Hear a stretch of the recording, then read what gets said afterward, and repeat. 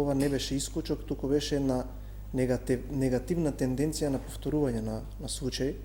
И ги разбирам граѓаните зашто имаат недоверба, дури сите оние зборови кои што вие ги кажавте се сосема оправдани, бидејќи ако гледаме во таа низа на случување на овие негативности поради нефункционален систем, ова за жал како најтрагичен беше последен настан, но имаше и некои кои што претходеа на истото и видовме зошто општеството изгради недоверба. Не би сакала настанот во Кочине да го сведеме на бројка, дека загинале 63 луѓе.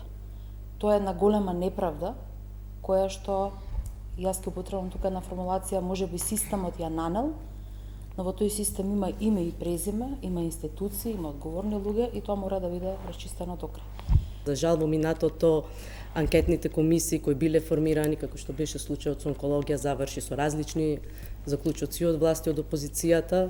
Ете, се надевам дека при оваа анкетна комисија можеби сите пратеници ќе покажеме еден поголем демократски капацитет, затоа што очигледно на македонското општество постојано му се случуваат едни колективни порази. Жал ми е што тоа не придонесе за некаква национално обединување околу тоа како да се превенира понатаму системот да не произведува такви не ги научивме лекциите очигледно работи, но во крајна линија системот, како што беше кажано и претходно, системот може да има многу пропусти, но индивидуалната одговорност мора да постои.